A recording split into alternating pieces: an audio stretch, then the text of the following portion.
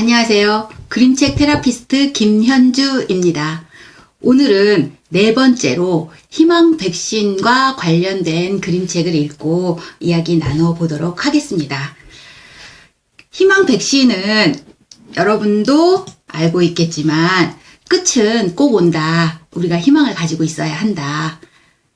그래서 희망 백신과 관련된 그림책을요. 제가 이렇게 엠마, 바바라 쿠니가 그린 엠마라고 하는 책과 그 다음에 조금만 더,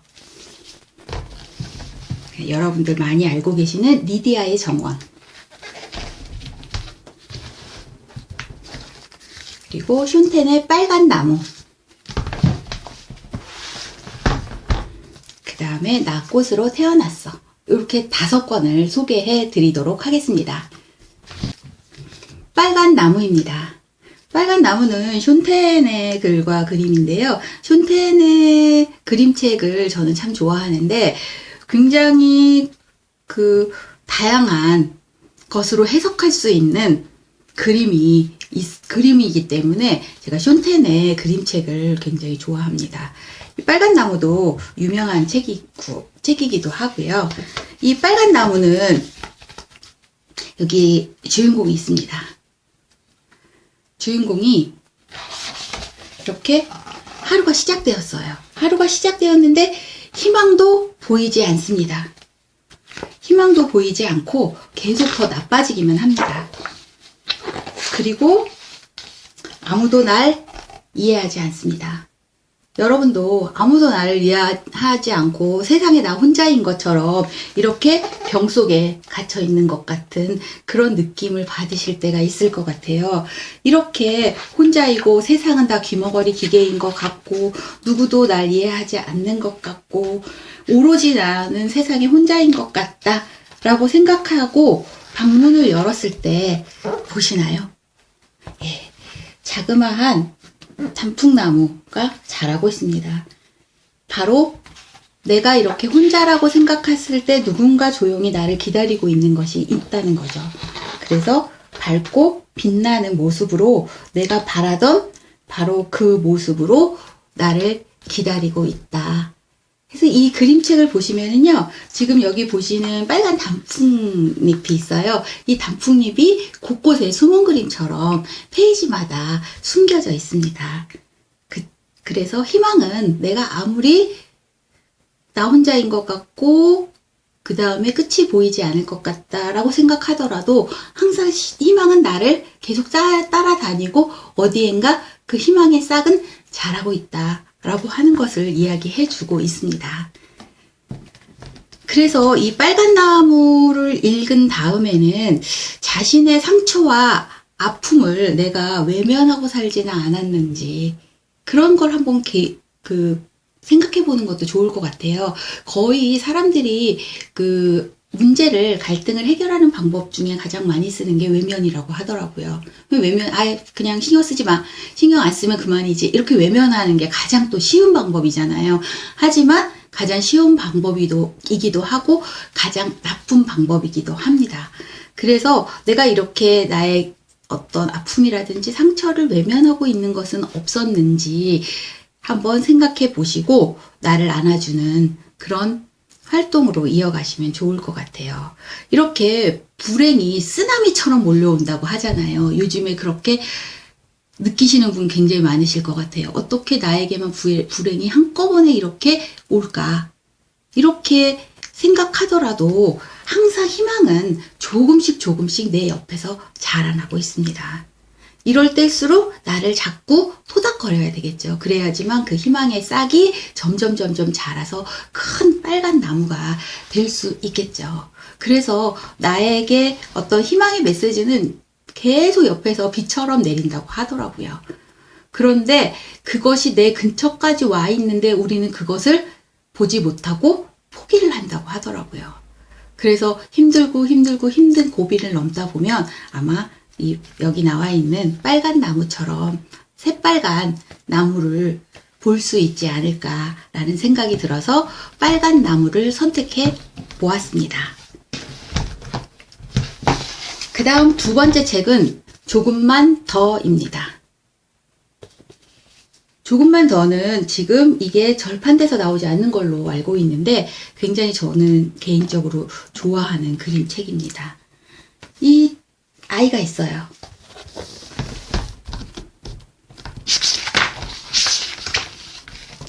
이 아이가 다니엘인데 이렇게 아빠와 형은 배를 타고 바다에 나갔는데 자기는 아무리 날 데려가줘 해도 데려가 주지 않습니다. 이렇게 해서 뾰로통해져 있죠. 이렇게 있었던 아이가 자기에게 어떤 능력, 비밀 병기가 있다는 것을 발견하게 됩니다.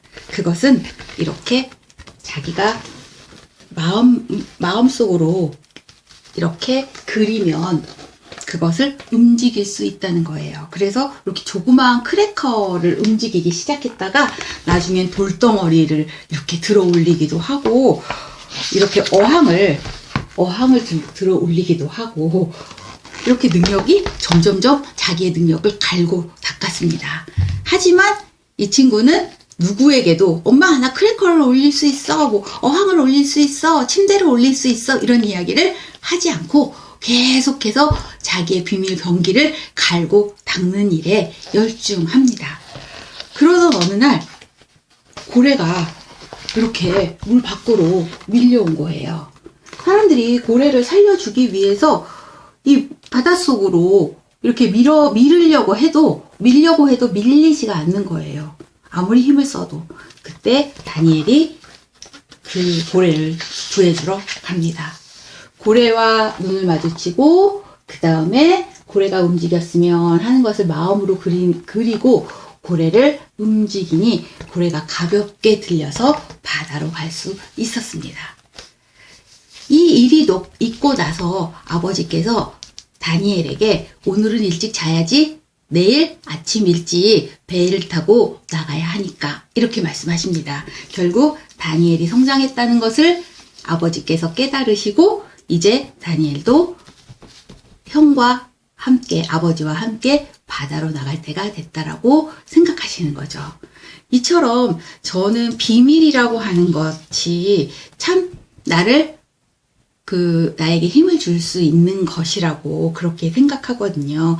자신을 사랑하고 존중할 줄 알아야지만 다른 사람과도 건강한 관계를 맺을 수가 있잖아요. 이것처럼 내가 가지고 있는 어떤 비밀, 나의 비밀 병기 하나씩 있으실 것 같아요. 지금 시기에는 내가 어디 나가기도 힘들고 한 그런 시기잖아요. 그럴 때는 내가 가지고 있는 비밀 병기를 자꾸 갈고 닦는 그런 시기로 삼으시면 좋으실 것 같아요. 그렇다면 다니엘이 그렇게 원했던 형과 아버지와 함께 바다로 나가는 거였는데 진짜 원하던 일을 할 수 있지 않을까라는 생각을 합니다. 그래서 지금 같은 시기에 나의 비밀 병기가 무엇인지 찾아보는 거, 나의 강점을 발견해 보는 거, 그 다음에 내 안에 비밀 병기를 찾았다면 그것을 갈고 닦아야겠죠. 저는 지금 비밀 병기가 저에게는 이런 그림책입니다. 저는 지금 그림책과 관련된 책을 읽으면서 또 그림책을 무수히 많이 구입을 하면서 그림책을 연구하고 있습니다. 그래서 저의 비밀 병기인 그림책을 갈고 닦고 하는 중이거든요. 그런데 내가 잘하는 장점이고 내가 잘할 수 있는 것을 가지고 갈고 닦으니까 너무 즐겁더라고요. 그래서 뭔가 마음이 우울하거나 할 때는 그림책을 보면 이렇게 힘이 나더라고요. 그래서 지금 비밀 병기를 갈고 닦는 시간을 가지셨으면 좋겠습니다. 조금만 더. 세 번째는 리디아 정원입니다. 여러분 많이 보신 그림책일 거예요. 리디아 정원은 편지 글로 이렇게 되어 있어요. 그래서 리디아가 맨 처음에 삼촌에게 가기 위해서 삼촌에게 그 편지를 보내는 것에서 삼촌 집에서는 엄마와 아빠와 할머니에게 이렇게 편지를 보내는 편지 글로 이렇게 이루어져 있습니다. 리디아 정원은 이 리디아가 아버지께서 그 회사를 다니시기 힘들게 된 거예요. 그래서 결국 외삼촌 댁에 가게 됩니다. 외삼촌 댁에 가서 이렇게 기차를 타고 외삼촌 댁에 갔지만 외삼촌은 그렇게 잘 웃지도 않으시고 굉장히 묵뚝뚝한 분이세요. 그리고 빵집을 운영하고 계십니다. 리디아는 빵을 굽는 것을 배우면서 정원을 가꾸기 시작합니다. 그래서 보시면 이렇게 정말 황무지 같죠? 이런 황무지 같은 이 옥상을 여기에다 씨를 뿌리고 정원을 가꿔야 되겠다 라는 생각을 하게 됩니다. 그래서 결국 이렇게 아름다운 정원으로 가꾸게 되죠. 네. 어떠신가요? 이렇게 사람은 주위 환경의 영향을 받는 아주 연약한 그런 동물이잖아요. 우리 같은 경우도 마찬가지로 지금 코로나19 때문에 굉장히 위축되어 있는 그런 하루하루를 보내고 또 새로운 일상을 준비해야지 내가 그 전에 누렸던 일상으로 돌아가기는 굉장히 힘듭니다. 그래서 더 마음도 여려지고 그 다음 용기도 더 나지 않는 것 같아요. 리디아가 겪고 있는 그런 상황이라고 할 수 있겠죠. 이게 미국의 시대적 배경이 미국의 대공황 때 이야기를 그 시대적인 배경을 가지고 있는 그런 이야기라고 하더라고요. 이렇게 주위의 환경에 영향을 많이 받는 사람이 그 주위의 환경이 점점 안 좋아지면 안 좋아질수록 나도 더 안 좋아질 수밖에 없고 부정적이 될 수밖에 없겠죠. 하지만 이렇게 부정적이고 다 힘든 상황에서 리디아는 정원을 갖고 왔잖아요. 우리도 마찬가지입니다. 삶이라는 밭이 있잖아요. 그 밭에 어떤 씨앗을 심고 어떻게 가꿀 것인지를 지금 고민해 보시면 굉장히 좋을 것 같다는 생각이 듭니다. 그리고 지금 같은 시기에 보면 계속 부정적인 것만 올라오기 때문에 안 좋은 생각만 하게 되고 똑같은 말을 듣더라도 부정적이게 받아들이는 경우가 많이 있어요. 그래서 리디아도 마찬가지로 삼촌이 어떤 얘기를 하고 편지를 쓰고 시를 주더라도 별로 웃지를 않고 얼굴 표정 변화가 없어요. 그러면 리디아가 내가 이렇게까지 해줬는데 삼촌은 왜 그럴까? 그리고 내가 왜 이렇게 무뚝뚝한 삼촌이 집에 와 있어야 돼? 라고 투덜투덜 할 수밖에 없는 상황이에요. 하지만 리디아는 한 번이라도 투덜거리거나 부정적인 이야기를 절대 하지 않습니다. 그래서 이 책을 읽고 가족끼리 바이러스 문장 찾기 게임을 한번 해보면 좋을 것 같아요. 바이러스 문장 찾기 게임은 리디아와 투덜이 리디아를 만들어 보는 겁니다. 그래서 리디아가 한 말을 투덜이 리디아라면 어떻게 말을 할까로 한번 바꿔보는 그런 활동을 해보시면 조금 내가 너무 투덜거리지 않았나? 라는 반성을 하실 수 있을 것 같아요.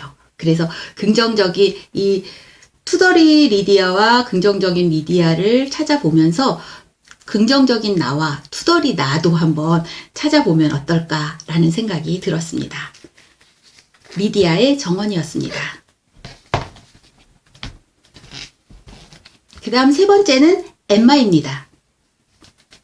엠마는 72살의 할머니이십니다. 가족들은 혼자 살고 있는데 가족들은 무척 외롭고 혼자 살고 있는 리디아의 할머니를 굉장히 조금 불쌍하게 여기거나 이제 정말 불쌍한 할머니야. 너무 늙으셨어. 이제 아무것도 할 수 없는 그런 분이셔. 이렇게 이야기를 해요.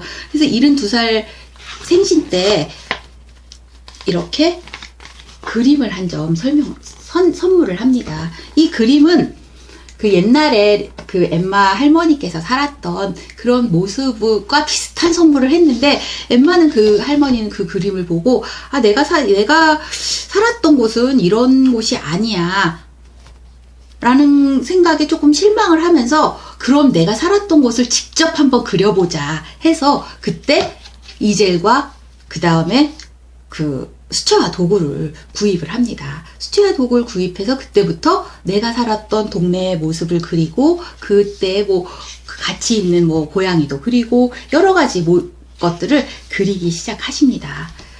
그래서 가족 모임이 있을 때 벽에다 선물 받았던 그림을 바꿔놓는다는 걸 잊어버리고 할머니께서 그리신 그림을 놓은 거예요. 가족들이 그 그림을 보고 모두 감탄하는 거죠. 와, 대단하시다. 할머니 어떻게 이렇게 그림을 잘 그릴 수가 있으세요? 이제 더 다른 그림도 한번 그려보세요. 이렇게 옆에서 가족들이 계속해서 이렇게 지지하는 이야기를 듣고 결국 그림을 그리는 화가가 되셨습니다. 이 그림책은 실제 늦은 나이에 그림을 그린 엠마 스턴이라고 하는 화가의 실제 이야기를 그림책으로 만든 것입니다. 이 안에 있는 그림책도 바바라 쿠니가 항상 바바라 쿠니는 자기가 보지 않은 것은 그림을 그릴 수가 없다 이렇게 이야기하는 작가시거든요. 그래서 그 엠마 스턴의 그림을 보고 실제적으로 똑같이 이렇게 따라서 그리셨다고 하더라고요. 그래서 72살 늦지 않았습니다. 여러분 늦지 않았습니다. 언제든지 시작할 수 있는 나이라고 저는 생각을 하거든요. 그래서 저는 이 그림책을 보면서 내가 원하는 삶은 어떤 것인지에 대한 것을 한번 생각해 보면 어떨까라는 생각을 했습니다. 내가 원했던 삶을 살았더라면 이라고 하는 책이 있는데요. 그 책은 요양원에서 돌아가시는 분들이 하시는 얘기, 후회하는 이야기가 많이 있죠. 그 이야기를 듣고 그 중에서 가장 많이 후회하는 것 5가지를 뽑아서 쓴 책이라고 하더라고요. 근데 그 후회가 돈이 많았더라면, 내가 더 훨씬 멋진 주택에서 살았더라면, 뭐 이런 후회는 하는 분이 거의 없대요. 거의 대부분 내 자신에게 정직했더라면, 그러니까 내가 위한 삶보다는 남에게 보여주는 삶을 살았다는 후회겠죠. 그리고 열심히 일할 필요가 없었다. 내가 열심히 일하지 않았더라면 훨씬 가족들과 같이 함께 할 수 있는 시간이 더 많았겠죠. 그런 후회를 많이 하셨대요. 그리고 내 감정을 주위에 솔직하게 표현했더라면, 자기를 굉장히 누르고 사셨던 거죠. 그리고 친구들과 연락하며 살았더라면, 너무 바쁘게 살다 보니까 친구와 연락하는 것도 힘들었다는 거예요. 그 다음에 결국 이 모든 행복은 나의 선택이었다. 이렇게 5가지 후회를 하셨다고 하더라고요. 그래서 내가 지금이라도 원했던 삶이 어떤 거였는지 한번 생각해 보는 것도 좋을 것 같아요. 그리고 진정으로 원하는 진정으로 행복한 삶이란 어떤 것인지, 나중에 이렇게 후회하지 마시고 지금 내가 진정으로 원하는 삶을 한번 되돌아보는 것도 좋겠다라는 생각을 했습니다. 그래서 엠마 스턴의 실제 이야기를 그림책으로 만든 엠마라고 하는 책이었습니다.